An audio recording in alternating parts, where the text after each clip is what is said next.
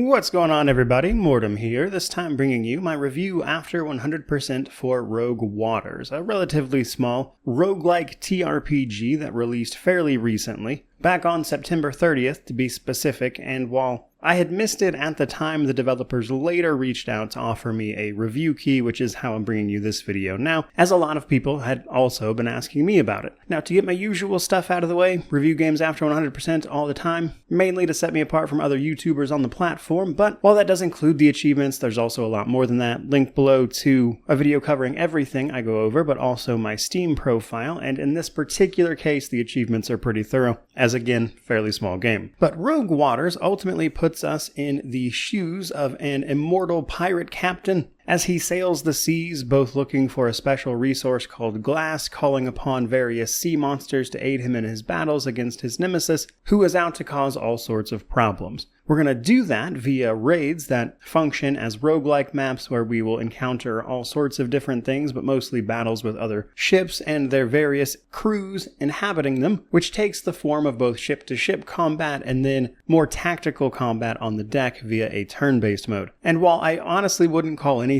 in this game revolutionary or anything, it is very fun. The combat itself is often pretty quick and snappy, while at the same time managing to maintain a level of depth that keeps things interesting, at least through the campaign. So while I doubt you'll spend any grandiose amount of time with this particular title, I think the time that someone spends with it would likely be pretty enjoyable because of how well done the small in scope nature of it is. But let's dig a little deeper, first talking about difficulty. So the difficulty of this one is highly customizable, from normal all the way up to a bunch of tiers, including heroic and ultimate difficulties, but each of these tiers of difficulties offers better rewards from the raids you go on. So the better you do, the more rewards you will get. So you'll start relatively low, and then as you play the game more in that same playthrough, each individual raid will have a difficulty associated with it that goes up slowly over time. In fact, the game seems to auto-adjust the difficulty initially when you start a raid based on things like your current upgrades and the like, and then you can make further adjustments if you should so choose. But I tell you all that to tell you that you should almost certainly be able to find a difficulty that keeps this stuff pretty tame based both on your current game progression, but also personal skill level with these types of games as well. Moving on, let's talk a little bit about the story. Now, the story is a little bare bones here, but I did still find it fairly interesting as we play as Captain Cutter, first mate to a pirate captain known as Blackbone, who, right in the prologue of the game, winds up betraying you to get his hands on a jewel, but that backfires because that jewel finds itself lodged in your eye, connecting you to a voice who seems to serve some mysterious sea goddess, giving you control over creatures of the deep. But the catch is, you technically die in this betrayal, but you wake up with this jewel embedded in your eye 14 years later to find members of your old crew and other ne'er-do-wells fighting the good fight against Blackbone while also trying to gather up a brand new resource that has erupted all over the sea known as glass, a volatile substance used for all sorts of things. So that's kind of the gist of what you're looking at story-wise. It does go a couple of places over the course of the main campaign, which is going to run probably around the 10 to 15 hour mark, but it's nothing too crazy and mostly just serves as a vehicle, of course, to the actual gameplay. Now from there, let's talk progression. There's a few different things to go over here, both the permanent versus run-specific progression. Now on each raid we go on, we're going to be encountering things like modules and cannons for our ship, which will help us in ship-to-ship combat, as well as things like items we can equip to any of our individual crew members to make them stronger overall and help out in that current raid. Now all of that stuff does get wiped at the end of every raid, discounting what you manage to pick up in terms of blueprints and glass.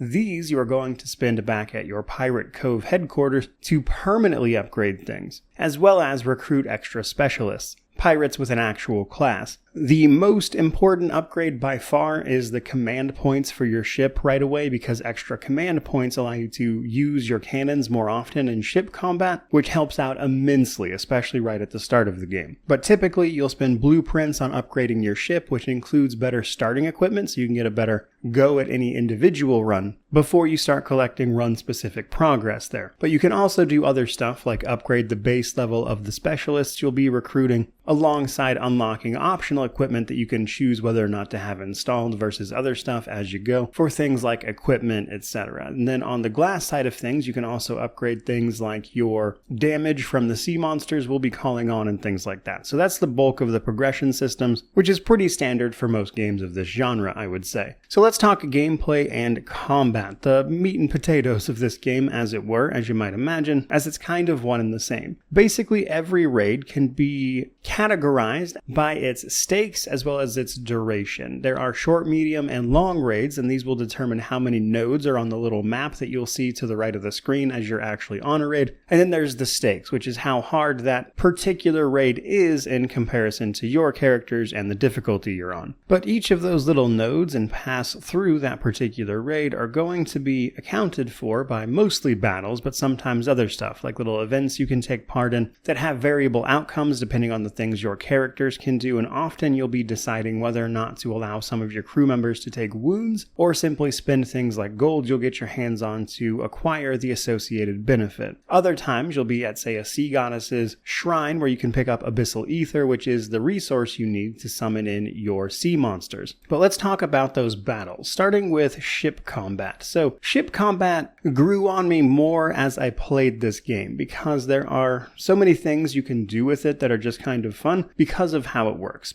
Basically, every ship is divided up into cannons, modules, and crew. Each of these has a life cost associated with them. Your crew members' HP is just their HP. Your cannons are, of course, what you'll be able to spend command points to fire at the enemy, but then your modules are modifiers to the tactical battles you'll go into. But these cannons have the chance to destroy those and attack crew directly to soften the enemy up before you actually board them. You only get 3 turns in the ship combat mode, so you have to spend it wisely. Which means what you basically have to do is use your cannons, which can be found in all sorts of varieties, to shoot at things like crew, modules, cannons, a little bit of everything, or some are only available on certain turns. But you ultimately use those cannons to shoot at the enemy. Now, early on, you'll likely be fairly limited in options here, but later on, as you get into the game and unlock more and more options and upgrade your cannons further and further, you can actually start decimating enemy ships before you even need to fight them on a boarding party. And this is important because if you can actually take out all of a ship's crew before the 3-round limit is up on ship combat, you just automatically win that encounter, which makes a lot of easy encounters just skippable later on by employing that method. And there becomes a little calculation you have to do where it's like, do I bother attacking modules or anything, or is their crew sparse enough that I can just wipe them out entirely and win this before they can hit me? But then you also have to watch out for the enemy's cannons trying to do the same to you. So it's a simple little system, but I wound up enjoying it quite a bit. But eventually you're going to be boarding the enemy's ship based on whatever modifiers you've got when you jump into these battles. It can be easy or hard, alongside the difficulty, of course. Now, your side of things can largely be determined by who you've got with you, which is going to be Cutter, the specialists, or your mates.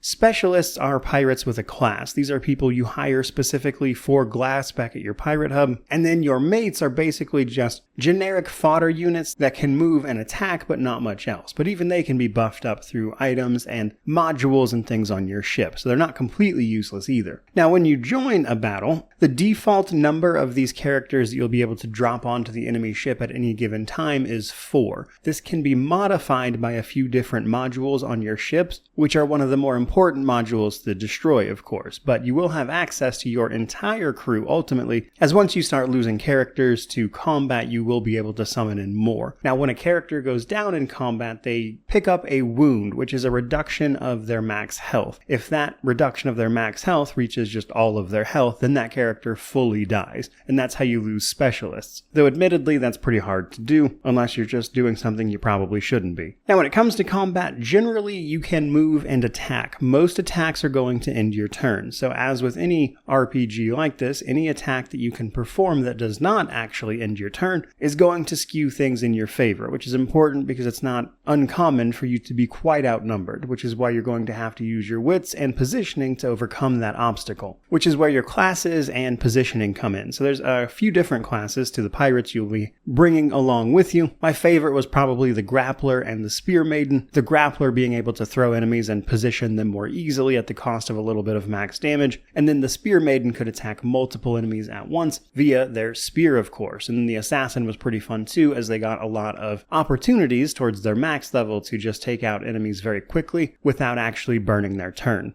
But positioning plays a big role there, because as your characters attack enemies, that enemy will be pushed and you will typically step into the space they just were. When the game starts introducing environmental hazards, this becomes very important. But even at the beginning of the game, you have to watch out because you might potentially get just simply knocked off the ship.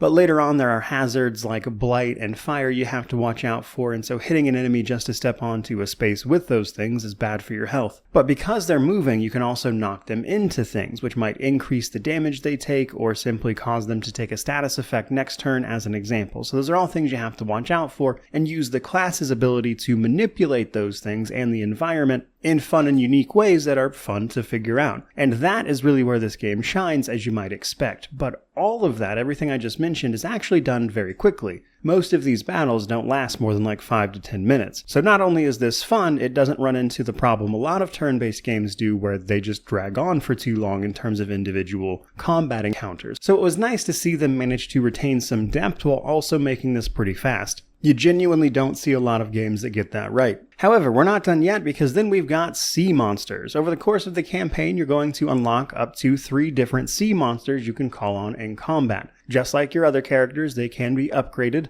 to deal more damage generally, and also cost less resource. Now the first 2 you get are very useful. The Kraken and the Mermaid. The Kraken is just a big attack on a set portion of the map, and you can just deal devastating damage to enemies with it. And then the Mermaid will actually push every enemy from the angle of where you target her scream, which means in certain situations you can target a specific space and then blast a bunch of enemies, say off ledges or into hazards. And while that one's a little more situational, there are times where it can be devastating. But unfortunately, the third one is all but useless. There's a snail that will spawn an environmental hazard for you, but it kinda sucks because those hazards are everywhere towards the late game, so it's just not really a useful spend as far as that resource is concerned, because you can only use each of those sea monsters once per battle, provided you even have the resource to summon them in the first place. But they are very fun to mess around with, and it's a great feeling to actually summon one of these guys in and deal just devastating damage with them. But moving right along, before we wrap this up, we then have the Steam Deck section. This game runs okay on the Steam Deck. Its official rating is playable, which is mostly down to the text on screen being a bit small, but also because the graphical settings don't scale well to the Steam Deck, like naturally on their own,